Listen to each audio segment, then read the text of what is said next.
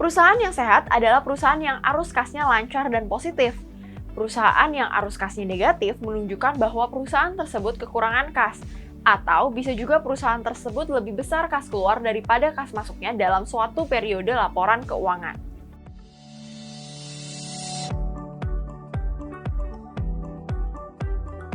Halo kawan Visto, selamat datang di video EduFest. Masih membahas lanjutan dari komponen laporan keuangan.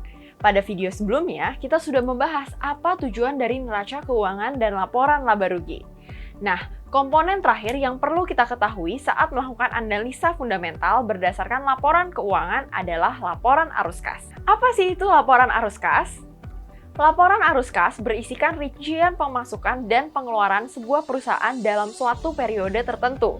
Dari laporan arus kas, kita dapat melihat kemampuan perusahaan dalam mendapatkan arus kas di masa depan. Lalu, kemampuan perusahaan untuk membayar dividen serta kewajibannya.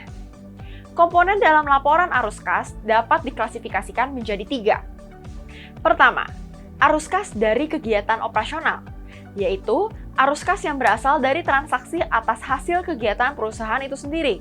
Misalnya, penerimaan uang dari konsumen, pembayaran gaji karyawan, pembayaran hutang, dan termasuk pelunasan pajak.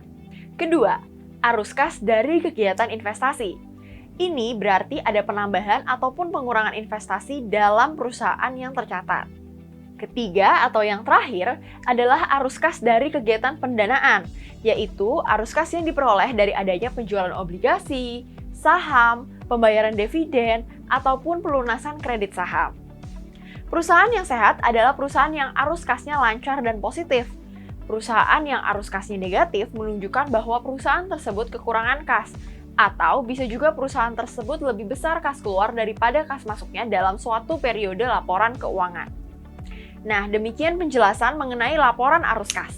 Sekarang kalian sudah lebih paham kan komponen-komponen dalam laporan keuangan?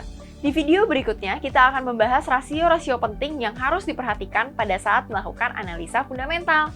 Sampai bertemu di video berikutnya ya! Salam investasiku for better tomorrow!